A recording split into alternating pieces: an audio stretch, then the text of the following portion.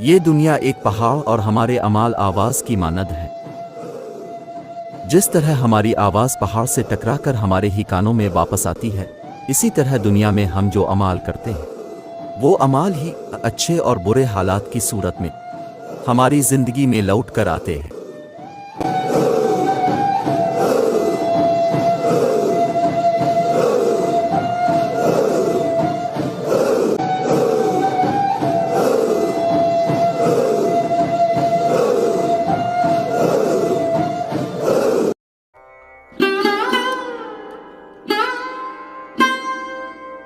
ہر چیز جو تمہارے لیے باعث راحت ہے، ذرا اس وقت کو سوچو کہ جب تم اس سے جدا ہوگے۔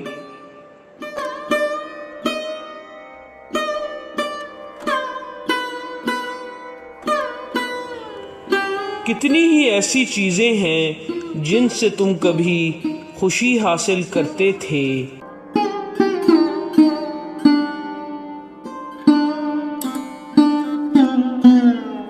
مگر آخر وہ تمہارے سے جاتی رہیں۔ جن سے تم اب دل لگائے ہو وہ بھی باقی نہیں رہے گا، سو اس سے دل نہ لگاؤ۔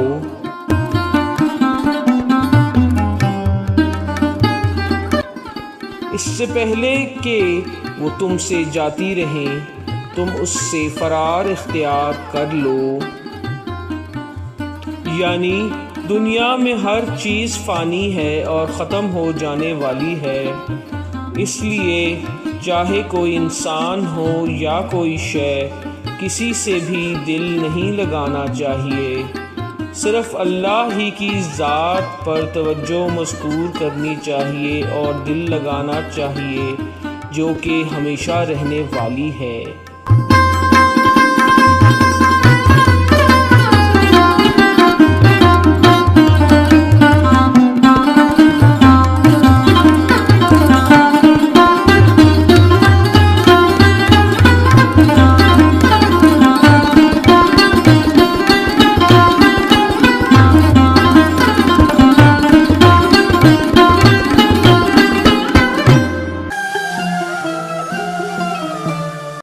حضرت موسیٰ کی قوم پر بغیر کسی پریشانی خرید و فروخت کے آسمان سے کھانا اتر رہا تھا۔ کچھ لوگ بے ادبی سے چیخے کہ دال کہاں ہے، لہسن کہاں؟ جنت کا کھانا بند ہو گیا اور ان کے حصے محنت رہ گئی۔ جب بھی تم پر دکھ اور پریشانی آتی ہے، یہ تمہاری بے ادبی اور گستاخی کا نتیجہ ہوتی ہے۔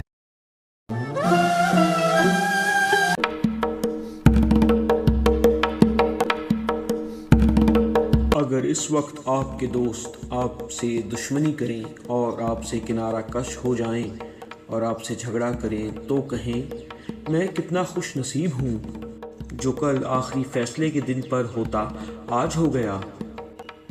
یہ دنیا والے میرے دشمن بن گئے ہیں تاکہ قیامت مجھ پر پہلے سے واضح ہو جائے۔ لوگوں کو آپ کے لیے برا بنا دیا جاتا ہے تاکہ آپ کا چہرہ لازمی طور پر اگلے جہاں کی طرف پھر جائے۔ یہ جان لو کہ آخرکار یہ سب آپ کے مخالف اور دشمن بن جائیں گے۔ آپ کو قبر میں چھوڑ دیا جائے گا، ماتم کرتے ہوئے، ایک اللہ سے التجا کرتے ہوئے اور روتے ہوئے کہ مجھے یہاں اکیلا مت چھوڑنا۔ یعنی جیسے اللہ تعالیٰ قرآن میں فرماتے ہیں کہ اس دن تمام دوست ایک دوسرے کے دشمن ہو جائیں گے۔ سو اس دنیا میں ہی اللہ اس حقیقت کو واضح کرنے کے لیے لوگوں کو ہمارا دشمن بنا دیتا ہے تاکہ ہمیں معلوم ہو جائے کہ یہی اس دن ہونے والا ہے۔ موت کے وقت بھی سب ہمیں تنہا چھوڑ دیں گے اور ہم صرف اللہ کو پکاریں گے، سو ہم یہ حقیقت جان کر ابھی سے اپنا رخ اللہ کی طرف موڑ لیں۔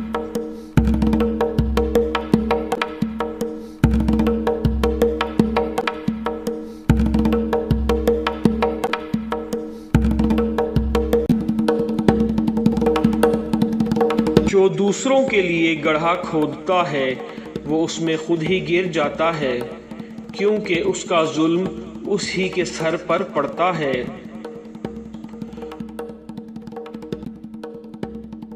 تم جو دوسروں کے لیے کنواں کھود رہے ہو، در حقیقت تم اپنے ہی لیے گڑھا بنا رہے ہو۔ جو جتنا بد کردار ہوتا ہے اس کا اتنا ہی برا انجام ہوتا ہے، کیونکہ اللہ کے انصاف کا یہی اصول ہے کہ بدترین انسان کے لیے بدترین سزا ہے۔ یہ مت سوچو کہ کمزور انسان کا کوئی مددگار نہیں۔ قرآن کی اس آیت کو پڑھو، جب اللہ کی مدد آ پہنچے، یعنی کمزور لوگوں کا مددگار خود اللہ ہے، اس لیے کمزور لوگوں کو کمزور نہیں سمجھنا چاہیے۔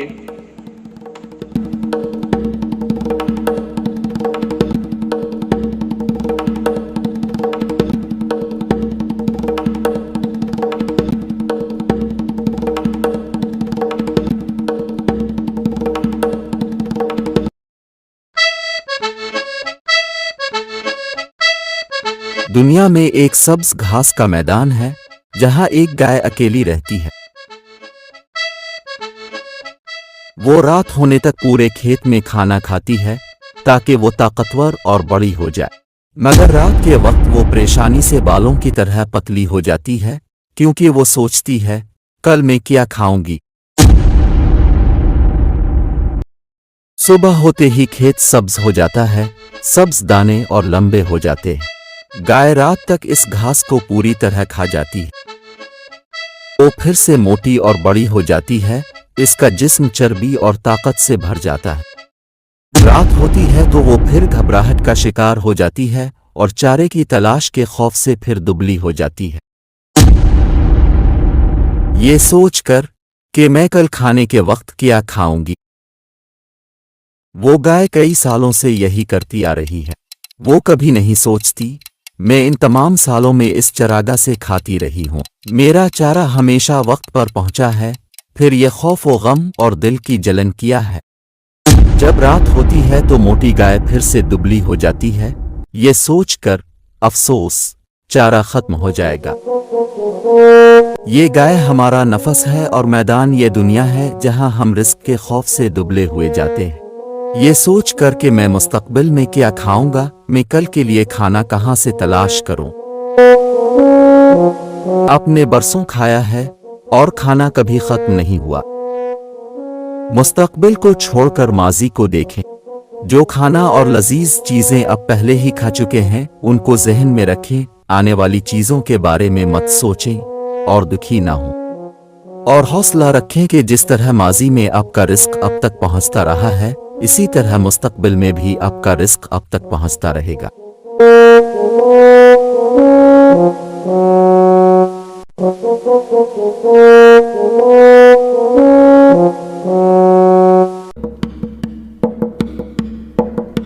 اگر کوئی ماں کے رحم میں موجود بچے سے کہے باہر ایک خوبصورت دنیا ہے، ایک خوشگوار زمین ہے جس میں 100 قسم کے کھانے کی چیزیں ہیں، پہاڑ اور سمندر اور میدان، خوشبودار باغ اور کھیت ہیں، اور بلند اور روشن آسمان ہے، تو یہ بچہ جو ماں کے رحم کے اندھیروں سے مانوس ہے اور باہر کی دنیا سے بالکل غافل ہے، اس بات پر یقین نہیں کر پائے گا اور اس پیغام سے منہ موڑ لے گا۔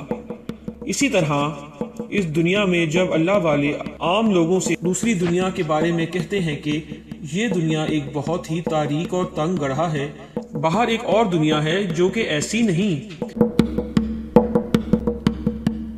تو عام لوگ بھی اس بات پر یقین نہیں کر پاتے۔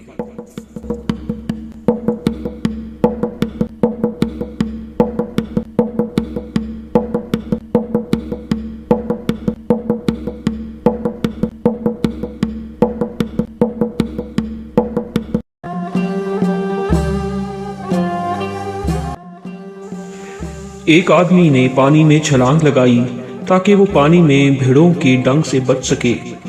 بھیڑ اس کے اوپر چکر لگاتے ہیں اور جب وہ اپنا سر نکالتا ہے تو وہ اسے نہیں بخشتے۔ پانی خدا کی یاد یعنی ذکر ہے اور بھیڑ کسی انسان کی یاد ہے۔ اللہ کی یاد کے پانی میں اپنی سانسیں روک کر استقامت کا مظاہرہ کریں تاکہ آپ پرانی سوچ اور خواہش سے آزاد ہو جائیں۔ اس کے بعد آپ خود سر سے پاؤں تک اس پاکیزہ پانی کی فطرت اختیار کر لیں گے، یعنی اللہ کی یاد سکون کا باعث ہے، جبکہ انسانوں کی یاد تکلیف کا باعث ہے۔ جب انسان اللہ کی یاد اور ذکر میں رہتا ہے تو بالآخر اس میں اللہ کی صفات پیدا ہو جاتی ہیں۔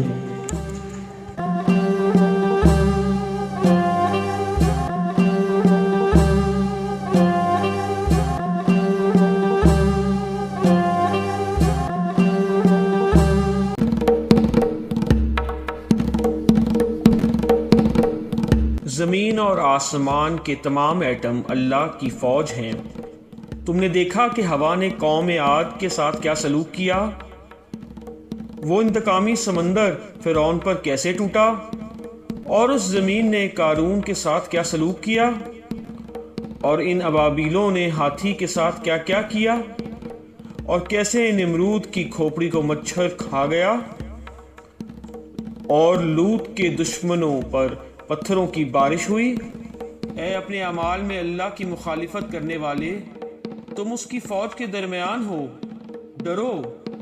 اگر وہ آنکھ سے کہے اسے اذیت دو تو آنکھ کا درد آپ پر 100 تکلیفوں کا باعث بن جائے گا، اور اگر وہ دانتوں سے کہے اسے تکلیف دو پھر آپ اپنے دانتوں سے عذاب پاؤ گے۔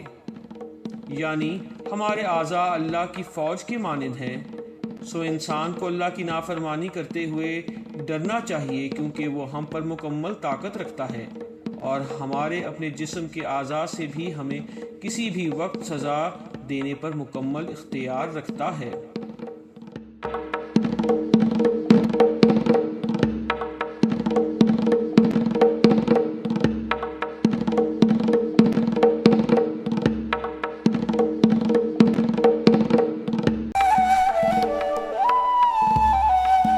غور سے سنو، اللہ پر بھروسہ رکھو اور ڈرو نہیں۔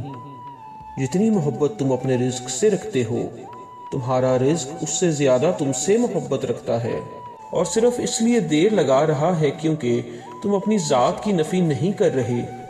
اگر تم اپنی ذات کی نفی کرو تو تمہارا رزق خود تمہارے پاس آئے گا اور ایک عاشق کی طرح تمہارے قدموں پر گر جائے گا۔ یعنی ہمیں اپنی کوشش پر بھروسہ کرنے کی بجائے اللہ پر مکمل بھروسہ کرنا چاہیے۔ جو خود کی بجائے اللہ پر بھروسہ کرتے ہیں ان کو اللہ کسی پریشانی کے بغیر خود رزق مہیا کرتا ہے۔